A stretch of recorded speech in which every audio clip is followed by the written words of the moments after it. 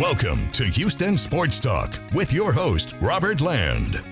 Thanks for checking into the best Houston sports podcast, part of the National Bleav Network, and joining me to talk Rockets and maybe a little heartbreaking end to the Coogs season is co-host of the Bradeaux Will Show. It's Bradeaux, and we're going to save the Coogs stuff for later because Bradeaux, it's almost impossible to comprehend that the laughing stock of the NBA 2 years ago, the laughing stock of the NBA, will finish as the probable 2 seed in the West with the NBA's 4th best record. Does it still seem like this just magical ride?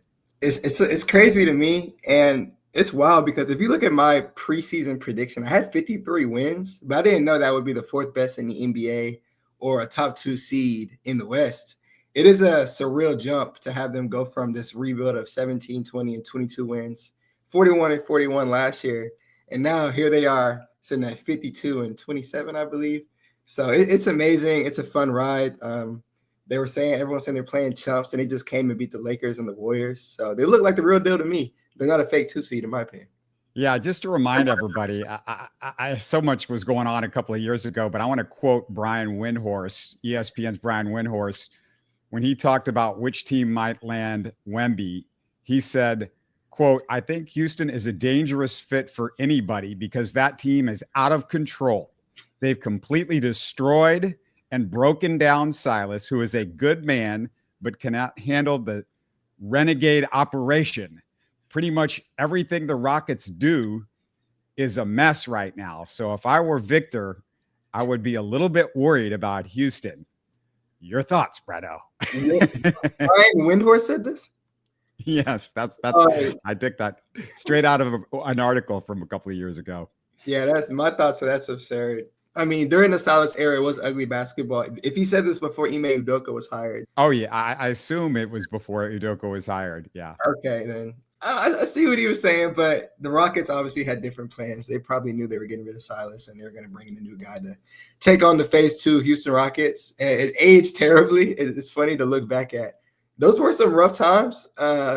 We could probably go on and on about the rough times we saw in those 3 years of the rebuild. But that's just one quote. So I just, I could throw it out. That was fun because I just want to just juxtapose with what we're seeing right now. And, Bradeaux, I Bleav, I'm not much for hyperbole. I'm pretty measured. So what I'm about to say may shock you. After watching the Thunder and Warriors wins, especially the OKC domination, I'm convinced the Rockets have the talent right now to win a championship. They likely won't win this year, but I no longer feel it's necessary to look for a superstar. Jalen and Şengün, especially in the Thunder game, showed me their potential ceilings. I'd already seen what I needed from Amen. So, Brad, when I look at modern team building, I'd rather not limit my quality depth because of a max contract that you might trade for when the Rockets have the chance to lean on value contracts over the next couple of years. What do you think? So I'll ask you this question. That means last time on the podcast, we discussed Kevin Durant, right? So that means you are now out on a potential Kevin Durant deal, depending on the price or just altogether?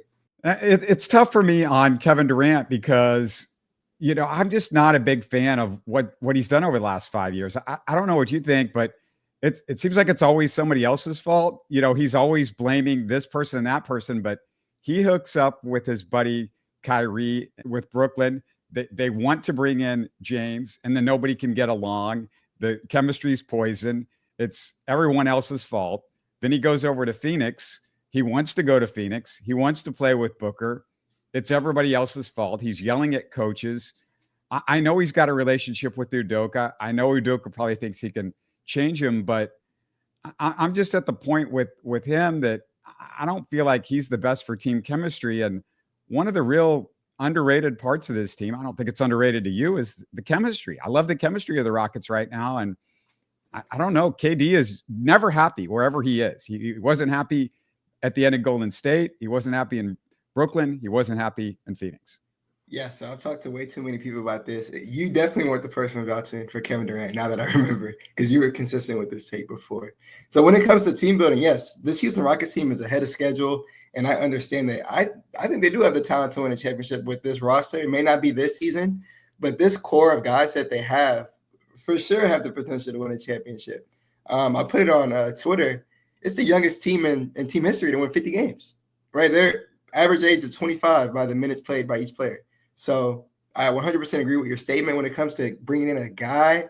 Again, I wouldn't bring in a guy that guts my core. I see a lot of people's concerns, and they're like, hey, like I'm not trading for a guy to get rid of Jalen Sengun. And I don't think the Rockets are going to do that. But you look at a guy like maybe Cam, who doesn't play. I'm sure the Rockets may explore some trade options there and see what they can get. They have Phoenix's pick. So KD would be the ideal scenario as long as, in my opinion, it's very cost dependent. The Rockets have the leverage in this situation. I understand not making a move for KD. I think the Rockets will be fine even if they don't. But they have a lot of assets, and they have leverage, and they have nothing but time. And that's why it's great that they're ahead of schedule. They don't have to force anything. Yeah, and as with KD, I mean, let's look at this realistically.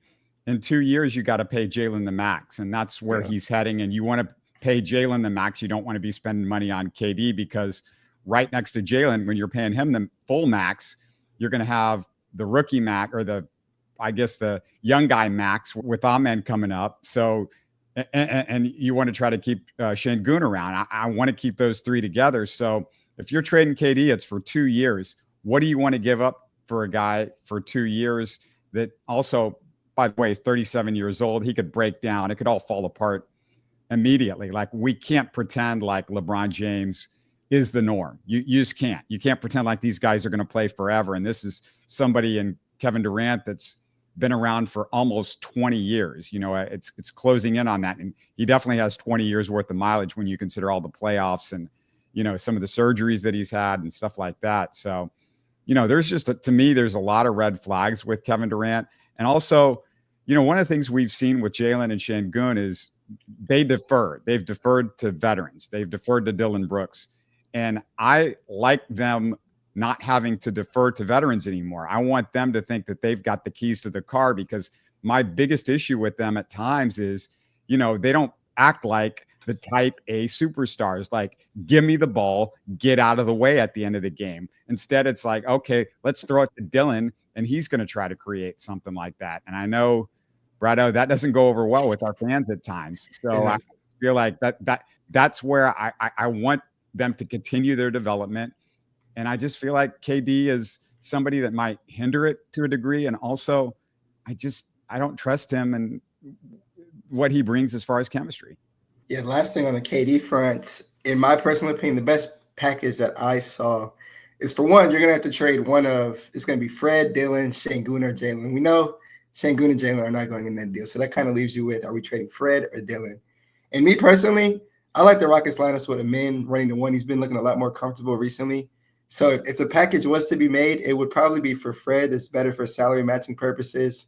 Cam would probably be jumbled in there. And then, again, a few picks, or probably not even a few, like one pick, one of the Suns picks. And then I'm sure a salary filler has to be thrown in there. That's the only scenario that I'm probably looking at now. And I think they would still be an amazing team. You're not gutting your core. You still have 6 of the guys. Reed can eventually jump in there and be that Fred role. That would be my ideal move if a move is made in the offseason. And if not, again, they don't need KD. They just need a guy, as you mentioned, in the half court who can score. And that's why I'm excited for these playoffs. The Rockets are going to see, okay, we're going to need a guy to score. In this scenario, who's going to do it? We'll see if Sengun has what it takes. Jalen, again, they're very young. So it's all about patience with this team. Yeah, and what Jalen and Sengun did together at OKC, I mean, that was so fun, because we haven't seen them play like that together that well ever. And that was just what impressed me so much, is look what they could do if they have it all rolling like that at the same time. Even Jabari, we saw him playing about as well as he could play. And that's the other part about this is, you know, Jabari, his price is going up. Yeah. The better he looks right now, his price is going up.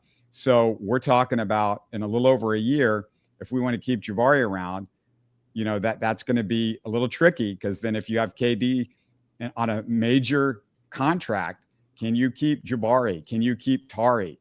You know, and I just don't think it's worth it, because, again, you know, it's KD 2 years max. I mean, is he absolutely the last piece to a championship, or can the Rockets do it without Kevin Durant? I mean, that's the question I think a lot of Rockets fans have to answer. Only thing I look to is Boston. I like how they kept their core together and added around it. I know they swung for Kyrie and missed, but they were still able to keep that core together. And then they were able to swing again and get a few other guys, and then they got that championship much. But I think most importantly, if you're going to make a big swing, keep your core together because you can still recover even if it doesn't work out initially. So that would be my only take for that one. But we'll see. Again, I'm okay with either one. And if anyone's aggregating this, don't say that little cam package I made because they're going to come for me. But go ahead. Hey, we're going to hit on Amen Thompson's case for Defensive Player of the Year and Fred VanVleet's future in Houston in just a second. But before we roll on, I just want to remind everybody, what do you guys think about what we're talking about? What would you do with this core and adding Kevin Durant? Let me know in the YouTube comments. You can support us and get updates on every show that drops by subscribing on YouTube. Give us a thumbs up and listen in the car or while you're out and about with your favorite podcast app. All right, Bradeaux, let's pretend like the Rockets don't end up using VanVleet's contract, that team option that you and I just talked about, in a trade this summer. Do you keep VanVleet if that's the case? And I ask this because we're quickly headed to an Amen Jalen backcourt. I think you want that. Most Rockets fans want that. If you want the Amen Jalen backcourt, you wonder if Fred can accept the backup role, and could you keep him for that money? What do you think? It's a great question. Ideally, I want Amen Thompson to start the one next season, and I am declining that team option if it's up to me, and I'm hoping that he takes a lesser contract to come off the bench. And I don't think Fred would trip about it. Again, he won a championship in Toronto as the sixth man. I know he was younger, but I'm sure we all understand Amen Thompson is very quickly becoming, if not already is, the best player in the Houston Rockets. And so he has to start. The Rockets, you can look at all the lineup data that's been, jumbled together over the course of 79 games. Their best lineups are when they have Amen Thompson in there with a lot of these other guys like Tari, Dylan Şengün. So I like Amen running the one with Jalen, DV, Tari, Şengün. Like, I personally just have to move Fred to the bench. I would be okay with paying him if he's coming off the bench. It wouldn't bother me personally. What kind of contract are you looking? Because if I'm the Rockets, I don't really want to pay him beyond 2 years. Again, all these contracts are going to start coming up, and he's going to have to accept 2 years. Yeah, that would be fine with me. Another team option, player option, 1+1, anything at 2+1 on a cheaper deal. I'd probably around 30-ish. He's making 43 now. I don't know if I would even go high as 30 to start. For me, it would be, if you're coming off the bench next year, it's going to be maybe 24, 23, maybe less than that to start with. And then a decline. Yeah. I want to decline after that. It kind of depends too you mentioned Jabari. He's been playing well. Wow. We'll wonder how much he's going to make in the offseason. Same with Tari. He's getting extended. I have to imagine those two guys will, say they both get at least 4 years. That's probably around $200 million. If not like 180 to 200. So it depends how much cap space they have left. But yeah, Fred, I'd imagine coming off the bench, again, they look a lot better. If this conversation was in February, he's probably making close to $40 million because the Rockets look terrible without him. But they look a lot more comfortable with him off the court. Jalen's finding his rhythm as an on-ball handler. Same with Amen Thompson. So the Houston is less inclined to probably pay Fred all that money like they would have been in February when they were 5-11 in that 16-game stretch. So, yeah, I'm not mad at your take at all. Ideally, I would not want to be paying him over $30 million. I think Houston can do without him personally, but he is an important piece of this team, as we've seen, and that's why I'd like to have him in a bench role. It's hopefully not over $30 million. Does Fred coming off the bench, though, prevent Reed Sheppard development time again next year? That is a great question, and that's the first thing I thought about. I do know the Rockets run with Fred and Aaron at times. It's not a lot of times, but again, it's the reason why I said I would trade him for Kevin Durant. I think it opens up everything perfectly for Reed. But they kind of do overlap slightly. But I'm really big on Reed Sheppard. I'll put it out there. I don't know how people feel about him, but I think he needs time, and he's going to be really good in that time. His confidence is building up. So I don't want anyone getting in the way of his minutes. If Fred coming off the bench does that, again, I'd look to move him personally. But regardless, I hope he gets 20 minutes a game next year. Just saw a stat that Amen Thompson is holding all-star guards this season to 40.7% from the field and 25.6% from three. I also noticed a couple of NBA podcasts took note of how he shut down Steph on Sunday. I didn't sense they were ready to give him Defensive Player of the Year, but they felt like Thompson should be more in the conversation. Do you believe it's too difficult for him to win a DPOY with Dillon also taking on the biggest defensive assignments over the course of this season? And actually going into next season, is it going to be hard for him to win a Defensive Player of the Year because of Dillon? Udoka's tended to rotate different defenders on the elite perimeter score. So it wasn't just Amen shutting down Steph, on Sunday. I'll say this about Amen Thompson. The only person in the future stopping him from being a DPOY is probably Victor Wembanyama. If he plays 65 games, he's automatically getting that award. But for this year, I think the only thing stopping him from getting the award is media push and what people care about. Draymond is the favorite to win Defensive Player of the Year. And yes, Draymond is a great defender. Everyone knows that. But he has not been a DPOY level defender this season. Again, props to him.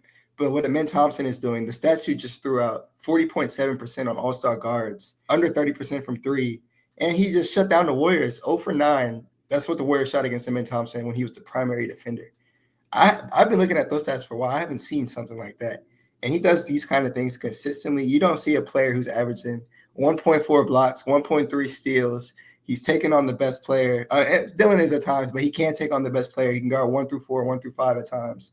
The versatility we have not seen before. He can roam around and get steals. We saw in the last game at the end.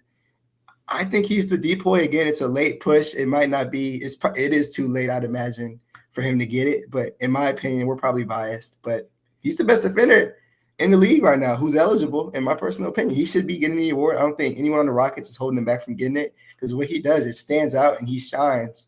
And he's a huge reason why the Rockets have a top 5 defense. Again, top 5 defense, all the stats I just numbered, the stat that you named, and the eye test, I don't know how he's not the DPOY. It's just people don't talk about Houston.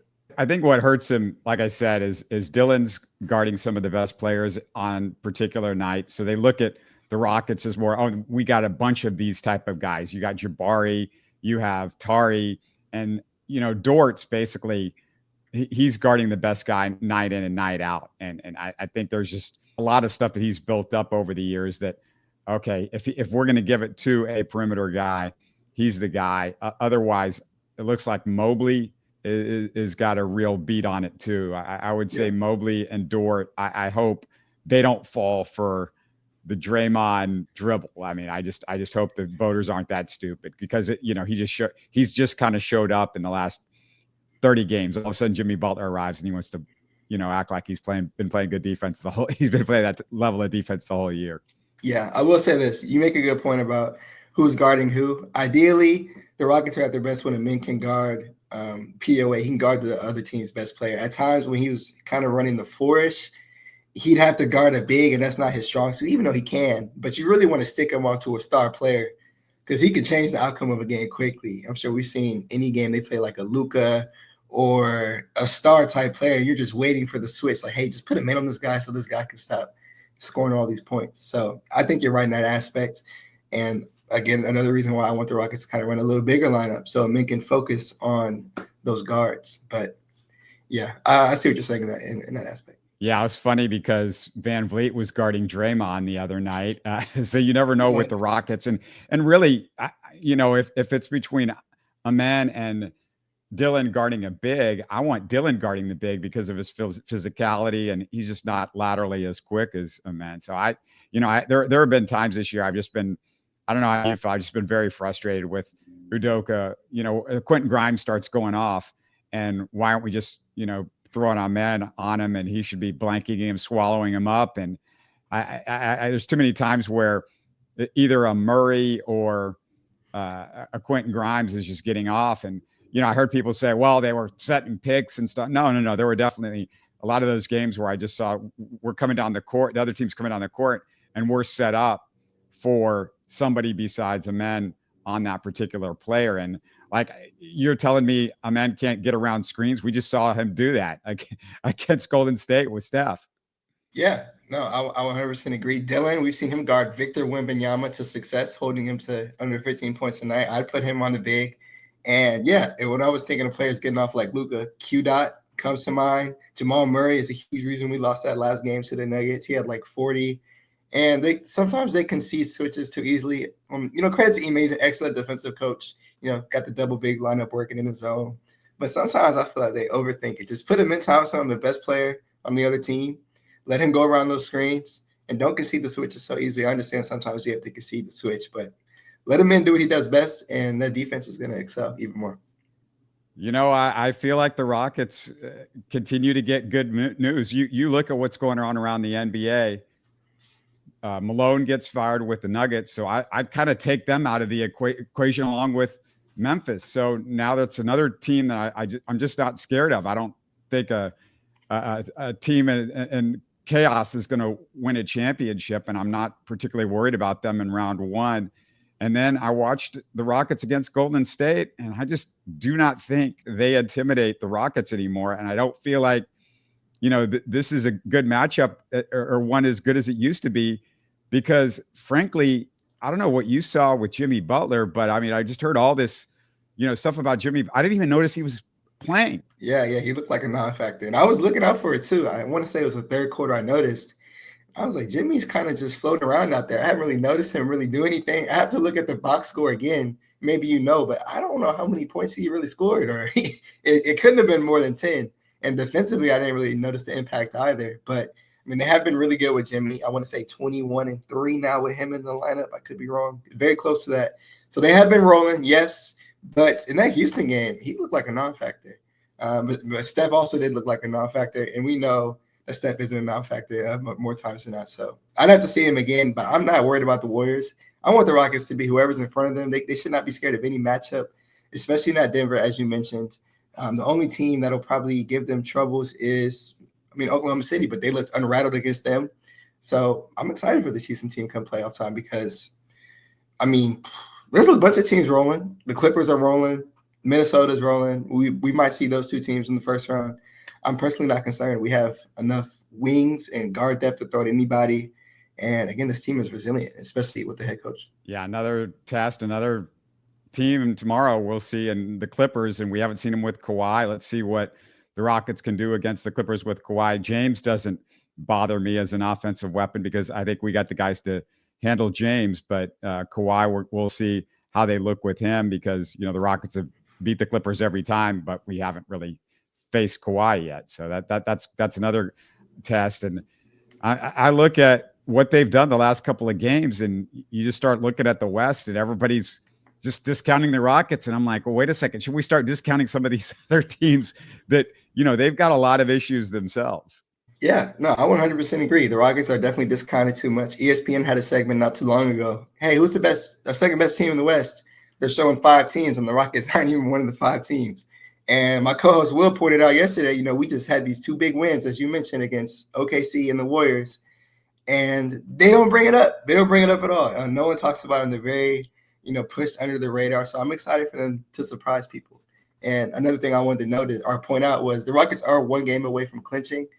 So we might not even see the Rockets play the Clippers tomorrow at full strength, because if OKC beats the Lakers tonight, we'll clinch the 2 seed. So I'm curious to see what the Rockets do in that scenario. If they rest some guys, I know Jalen's probably going to play, but I'm interested to see the approach if the Rockets are fully clinched with 3 games left. Get a feel though that Udoka wants to just see what they got and do another test run. Maybe he shuts a little bit more down the last couple of games, but I have a feeling he might want to see what the Rockets look like against a full-strength Clippers team right now. Yeah, that's the good thing about this stretch. The teams they're playing are in a ridiculous pack. If you haven't seen the Western Conference standings, go look. It's deadlocked from like 3-8 or 3-7. I haven't seen anything like it. So, yeah, these teams are going to be playing for something. The Lakers, the Clippers, the Nuggets. So the Rockets want to go out there and get a good test. They definitely can. So it's all up to Udoka, but I'd like to see them go out there and give it a shot. Denver's in sort of a mess right now. I'm wondering if Jokic is going to all of a sudden what out. That superstar I might have to think about a little bit if he's available. I agree.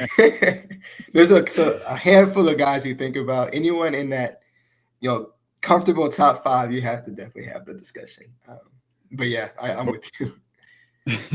Before we get into the Houston Cougars heartbreak, I just want to remind you guys to check out my Houston Rockets history and memories playlist. You'll find an hour with Rudy Teasbiger for Robert Falkoff about the 2 championship runs, and classic Rockets interviews with Robert Reed, Moochie Norris, Chucky Brown, Rodney McRae, and Calvin Murphy. There's also fun features I did for the Rockets broadcast with Moochie, Glenn Rice, and the original Wizard, Walt Williams.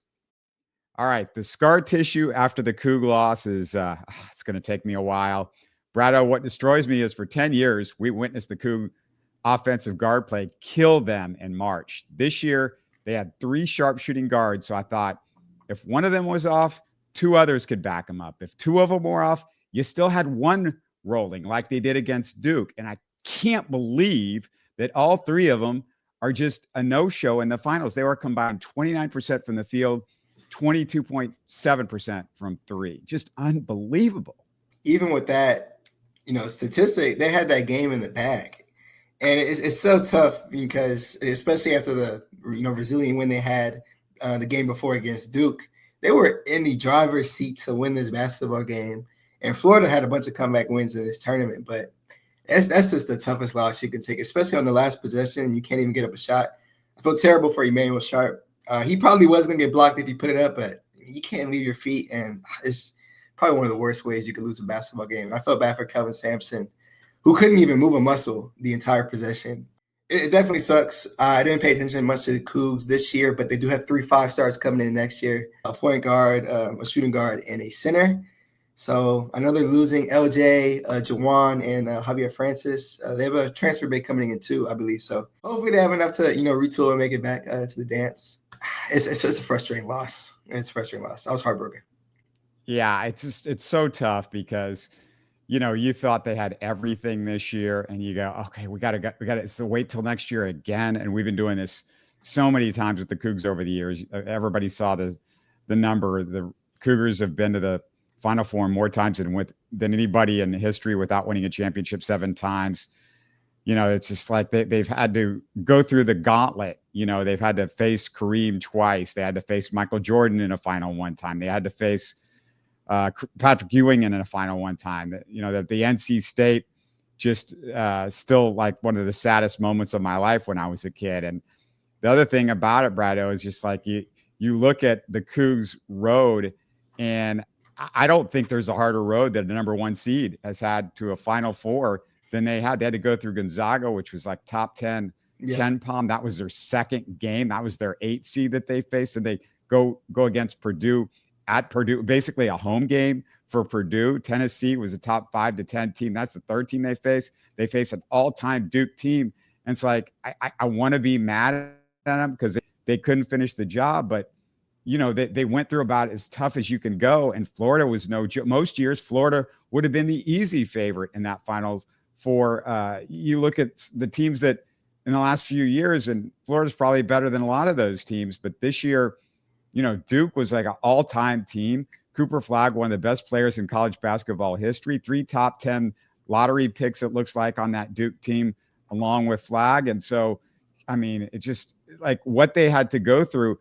And, I've been to the Alamo Dome for a Final Four. I was there 21 years ago when it was Duke and UConn and Georgia Tech and Oklahoma State. That background, you could talk about they couldn't shoot, but that background is so hard to shoot at. There's the seating there it goes straight back. It's not, it doesn't go up. And so you saw Florida, they were struggling to shooting. I think everybody was having some difficulty shooting. Obviously, Duke didn't hit but 1 field goal in the last 10 minutes against the Cougars.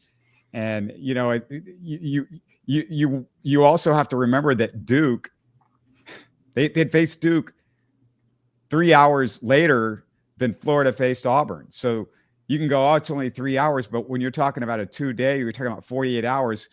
That's so difficult because that was a much more stressful comeback that the Cougars had to put into their legs than Florida. I know the other game was tough, but U of H is trying to take down Goliath, and I would think their legs are a little bit more tired by the time they get to the finals. So, that's just my final thought on that whole game. Is just like nobody is going to make any excuses for the Cougars. Like they should have won the game. They should have figured out a way to hit those big shots. But I'm just saying, like you look at what they had to go through to get there and how tiring that must have been, and having to go through Duke a little bit later than Florida had to go through Auburn. And frankly, I was hoping they would play Auburn because I thought that was a better matchup too. I just thought Florida was a bad matchup for them, Bradeaux. I've watched, some of Florida this year, and I was just like, they scared me to death. And for everything that you mentioned, the path that they went through, winning the Big 12 in their first year, only losing one game, program record, 35 wins, 6 straight, Sweet 16. People recognize that kind of stuff. I'll say this, Kelvin Sampson has done an excellent job at Houston. I'm happy they finally made the move to the Big 12. You see they have 3 5-stars coming in now. I want to say people are going to start coming to play for Kelvin Sampson. They got a few guys making it to the NBA, playing pretty well. That's the best thing about this. Again, they had a crazy path. They ran through the Big 12. They have a great coach, building a great program. So this is going to build a long-term success, in my personal opinion, for this Houston Cougars basketball team. I don't think they're done. That was a roster that could definitely win, but going forward, I think they're going to get a lot more recruits. And this is the first year that we've really seen them get some really good guys coming in. So I'm excited for next year and especially the future years, because I think recruits want to play for Kelvin. Yeah, as long as Sampson's there, they're not done. So yeah, no question about that. It's just like you just go, okay, yeah, do it next year, and it's like, I know. Do you realize how hard it was to get it through? And it's going to get the path is much harder down the road, because one thing we've learned, these mid majors are basically funneling. So now you're playing powerhouses at towards the end of the tournament. You're not going to have easy paths to this Final Four path is going to be more typical. You're not going to get Cooper flags though in your way, which that doesn't happen every year. So yeah, that guy's very unique. But last thing I wanted to get to before we close things out, if you don't mind, Bradeaux, I want to leave basketball for 60 seconds and just pay a little tribute to an Astros great that we lost today. Pitcher Octavio Dotel was part of the dominant early 2000s bullpen for the Astros. He pitched for 13 Major League Baseball teams over 15 years, but really left a mark here. The only team he pitched more than 2 seasons. From 2000 to 2004, he pitched 500 innings with a 1.169 whip for the Astros. We'll never forget him being a part of that 6-man no-hitter at Yankee Stadium. Remember, he had to get an extra out in his inning because of a strikeout that got by Brad Ausmus. Dotel's one of a small group of players who has a World Series title and a World Baseball Classic title. His career strikeout rate of 10.8 per 9 is the best in baseball history for right-handed pitchers with at least 900 innings pitched. His 1.35 ERA in extended relief outings, meaning 4 or more outs, stands as the best in Major League Baseball history. As most of you have heard by now, Dotel was killed in a nightclub roof collapse in his home country, the Dominican Republic. Jason Stark said, this guy was the happiest man in baseball. And I can't imagine actually a more fun clubhouse than Dotel and Jose Lima, because those guys were just fun brapersonified. So we're going to miss him. RIP Octavio Dotel. Really sad loss for the Astros and for baseball today. And Bradeaux, I want to finish off with you. Just, of course, you're at Bradeaux NBA. It's the Bradeaux and Will Show on YouTube. Anything you want to plug? I know you guys are still doing the playbacks, right? Yes. If you want to watch live Rockets games with us, we're on the Playback app. It's relatively new. You do need League Pass, but even if you don't have League Pass, you can listen to our commentary on the games. It's been a very fun experience hearing everyone's thoughts. So if you want to tap in there, it's the Houston Live Room at Playback. And as you mentioned, everywhere, Bradeaux NBA, Instagram, way bigger on Instagram now, or more active, I should say, on Instagram, but primarily on Twitter. So that's where you can find me. Go check out his work. They do great stuff. Thanks for doing this as always. And we'll talk again soon. Thanks a bunch. Yes, thanks for inviting me. Again, just let me know anytime if you want me to come back. Good talks. You're listening to Houston Sports Talk. Hey, don't forget to support us by subscribing and commenting on YouTube. You can always listen to us on Spotify, Apple, or your favorite podcast app. Tell your friends about us and share our show links on social media. Spread the word, everybody. Thanks for listening.